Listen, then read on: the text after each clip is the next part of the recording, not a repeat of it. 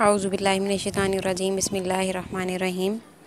السلام علیکم کلاس، کیسے ہیں سب؟ امید کرتی ہوں گی سب بخیر عافیت ہوں گے۔ اللہ تعالیٰ سب کو اپنی حفظ و امان میں رکھے۔ جی آج ہم اپنی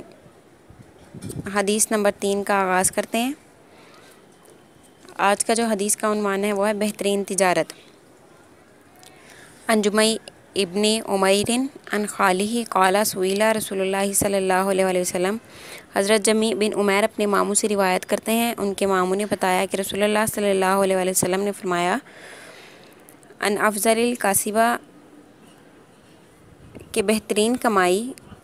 کون سی ہے؟ فقال بس فرمایا بیع تجارت مبرور جائز ہے، وعمل اور کام کرنا رجل بیدہ آدمی کا اپنے ہاتھ سے۔ حضرت جمی بن عمیر اپنے ماموں سے روایت کرتے ہیں، ان کے ماموں نے بتایا کہ رسول اللہ صلی اللہ علیہ وسلم سے بہترین کمائی کے متعلق سوال کیا گیا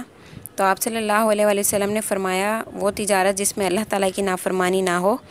اور آدمی کا اپنے ہاتھ سے کام کرنا۔ اب اس حدیث کے بارے میں جس صاف پتہ چلتا ہے کہ تجارت کو اللہ تعالیٰ نے حلال کیا اور سود کو حرام کیا، اور ہر وہ کام اللہ تعالیٰ نے پسند فرمایا جس میں اللہ تعالیٰ کی نافرمانی نہ کی گئی ہو، یعنی حلال اور حرام کو مد نظر رکھتے ہوئے، جائز اور ناجائز کو مد نظر رکھتے ہوئے وہ تجارت کی گئی ہو، جس میں کسی کا حق نہ مارا گیا ہو اور کسی کی دل آزاری نہ ہوئی ہو، اس طرح کی جو خرید و فروخت ہوگی اس میں وہ کیا ہے، وہ حلال ہے۔ اور جیسا کہ دام بڑھانے کے لیے لوگ بولیاں لگاتے ہیں اور غلط دام سے چیزوں کو بیچ رہے ہوتے ہیں، پھر ذخیرہ اندوزی کیا ہوتی ہے؟ مال کو جمع کرنا، کہ اگر مال کو جمع کر لیا اور جب مال مہنگا ہوا تو اس دور میں اس مال کو بیچنا، یعنی منافع حاصل کرنے کے لیے ذخیرہ اندوزی کرنا، اور ذخیرہ اندوزی کرنے سے اللہ تعالیٰ نے منع فرمایا ہے۔ اور ایسی خرید و فروخت بھی جس میں گاہک کے درمیان اور دکاندار کے درمیان جو ہے وہ لڑائی ہو جائے اور وہ کافی حد تک جھگڑے کا اندیشہ ہو، تو اس طرح سے یہ جو طریقہ ہے یہ بھی ناجائز طریقہ ہے۔ پھر ایک اور اگر ہم تاریخ میں دیکھ لیں تو ناپ تول کی کمی کی وجہ سے، ناپ تول کی کمی جو اگر مال میں کی جائے تو وہ بھی حرام ہوگی، کیونکہ اللہ تعالیٰ نے ناپ تول کی کمی کے بارے میں بھی اس کو بھی گناہ قرار دیا ہے، جس کی وجہ سے اگر ہم تاریخ اسلام میں اگر ہم دیکھیں تو قوم شعیب، حضرت شعیب علیہ السلام کی قوم جو ہے وہ ناپ تول میں کمی کرتی تھی اور ان پر اللہ تعالیٰ کا عذاب نازل ہوا صرف اسی وجہ سے کہ وہ ناپ تول میں کمی کیا کرتے تھے۔ پھر اور کس بات کو اللہ تعالیٰ نے پسند فرمایا؟ ایک وہ تجارت جس میں اللہ تعالیٰ کی نافرمانی نہ ہو، اور دوسرا جو کام پسند کیا اللہ تعالیٰ نے وہ کون سا ہے؟ جو آدمی اپنے ہاتھ سے کام کرے۔ اپنے ہاتھ سے کام کرنے کا کیا ہے کہ یعنی اپنی محنت مزدوری سے وہ کمائی اس نے حاصل کی ہو اور وہ یہ جانتا ہو کہ یہ حلال ہے، مطلب اس میں حرام کا کوئی بھی حرام کا کوئی گھونٹ یا کوئی بھی قطرہ حرام کا شامل نہ ہوا ہو، تو وہ تجارت بھی کیا ہے، وہ اللہ تعالیٰ نے پسند فرمائی ہے۔ جیسا کہ آج کے معاشرے میں اگر ہم دیکھیں تو لوگ اپنے ہاتھ سے کام کرنے کو بہت ہی حقیر سمجھتے ہیں، کہ اگر ہم کام کریں گے، خود اپنے ہاتھ سے کام کریں گے تو لوگ پتہ نہیں کیا کہیں گے، مطلب لوگوں کو دیکھتے ہوئے اللہ تعالیٰ کے احکام کو ٹھکرا دیتے ہیں کہ دنیا والے ہمیں کیا کہیں گے۔ دنیا والوں کی نظر میں دنیا والے جو کچھ مرضی کرتے ہیں، لیکن جب اللہ تعالیٰ کے احکام کو ہم دیکھیں گے کہ ہاتھ سے کام کرنا اللہ تعالیٰ کا حکم ہے، اور ہمارے پیارے نبی حضرت محمد صلی اللہ علیہ وسلم نے بھی اپنے ہاتھ سے خود کام کیا۔ جب ہم ان کی سیرت کو دیکھیں گے، ان کے طریقے کو جب ہم دیکھیں گے تو ہمیں اپنے ہاتھ سے کام کرنے میں بالکل بھی حقارت محسوس نہیں ہوگی۔ جب ہم حضرت محمد صلی اللہ علیہ وسلم کی زندگی دیکھیں تو اپنا کام کاج اپنے ہاتھ سے خود کیا کرتے تھے، بکری کا دودھ دھوتے تھے اور اپنا جوتا جو ہے وہ خود مرمت کیا کرتے تھے، اپنے کپڑوں کو بھی خود پیوند لگاتے تھے۔ ایک اور حدیث میں ارشاد فرمایا ہے خیر الکسب کسب العامل اذا نصح، بہترین کمائی مزدور کی کمائی ہے بشرط یہ کہ وہ اپنے مالک کا کام خیر خواہی اور خلوص سے سر انجام دے۔ اب بہترین کمائی مزدور کی کمائی کو تو کہا گیا، لیکن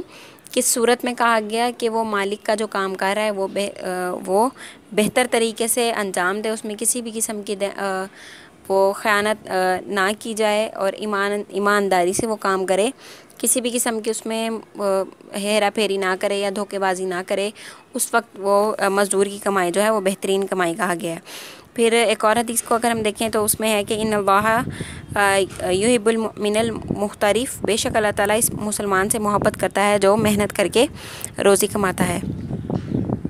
پھر ایک اور حدیث میں آپ صلی اللہ علیہ وسلم نے یوں ارشاد فرمایا، بہترین کمائی ہاتھ کی کمائی ہے، بے شک اللہ کے نبی حضرت داؤد علیہ السلام اپنے ہاتھ سے کما کر روزی حاصل کرتے تھے۔ اب حضرت محمد صلی اللہ علیہ وسلم بھی اپنے ہاتھ سے خود کام کیا کرتے تھے۔ آگے صحابہ کرام کا اگر ہم عمل دیکھیں تو وہ بھی صحابہ کرام بھی حضرت محمد صلی اللہ علیہ وسلم کی سنت پر عمل کرتے تھے۔ ان کے جس طرح سے حضرت محمد صلی اللہ علیہ وسلم زندگی گزارتے تھے اسی طرح سے وہ ایک ایک بات، ایک ایک چیز حضرت محمد صلی اللہ علیہ وسلم کی زندگی کے مطابق اپنی گزارا کرتے تھے۔ پھر ایک اور اگر ہم حدیث دیکھیں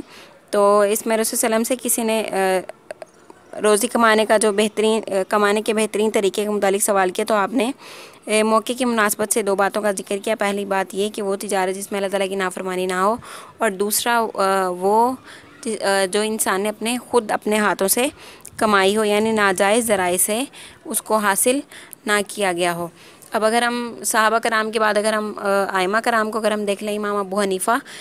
جن کا تجارت کا کاروبار تھا، کپڑے کا کاروبار تھا، تو انہوں نے ایک بار اپنے کسی آدمی کے ہاتھ اپنا مال فروخت کرنے کے لیے بھیجا، تو ان کے مال میں کچھ نقص تھا، تو آپ نے اپنے آدمی سے یا جو کام کرتا تھا اس سے ہدایت کی کہ جب یہ مال فروخت کرنے لگو تو یہ نقص جو اس مال میں ہے وہ بتا کر آگے فروخت کرنا۔ لیکن جب وہ شخص مال جب اس نے بیچا تو وہ شخص اس بات کو بھول گیا، تو جب وہ واپس آیا تو امام ابو حنیفہ نے پوچھا کہ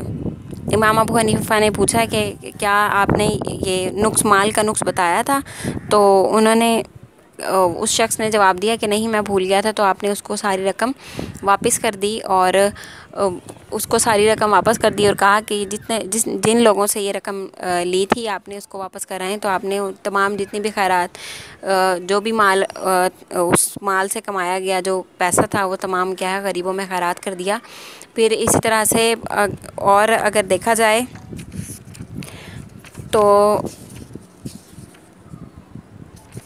ایک مرتبہ حضرت صلی اللہ علیہ وسلم بازار میں سے گزر رہے تھے تو آپ نے دیکھا کہ گندم کا ایک ڈھیر ہے، آپ صلی اللہ علیہ وسلم نے اس ڈھیر میں ہاتھ ڈالا تو آپ کو گندم میں تری محسوس ہوئی، تو آپ صلی اللہ علیہ وسلم نے مالک سے دریافت کیا تو اس نے کہا کہ اس پر بارش پڑ گئی تھی، میں نے جو بارش والا حصہ ہے وہ نیچے کر دیا اور خشک حصہ اوپر کر دیا۔ آپ صلی اللہ علیہ وسلم نے فرمایا، من غش فلیس منا، جو دھوکہ دے وہ ہم میں سے نہیں۔ اب اس حدیث سے یہ کیا بات ہمارے سامنے آتی ہے کہ سب سے پہلے تو بہترین تجارت وہ ہے جس میں اللہ تعالیٰ کی نافرمانی نہ ہو، یعنی ایسا مال جس میں دوسروں کا حق مارا گیا ہو، ایسی تجارت جس میں دوسروں کا حق مارا گیا ہو، کسی کو حق نہ دیا گیا ہو، یا رشتہ داروں کا حق مارا گیا ہو، یا کسی بھی دوست وغیرہ کا یا جھوٹ بول کر وہ مال حاصل کیا گیا ہو، تو وہ تمام کیا ہے اللہ تعالیٰ کی نظر میں وہ گناہ ہے اور وہ ناجائز ہے، یعنی وہ حرام مال کی طرف تصور کیا جائے گا۔ پھر دوسرا حصہ جو ہم نے حدیث کا دیکھا اس میں یہ تھا کہ اپنے ہاتھ سے جو کی گئی کمائی ہوتی ہے اس کو اللہ تعالیٰ نے پسند فرمایا ہے، یعنی انسان جو ہے وہ اپنے ہاتھ سے روزی کمائے اور پھر اس کو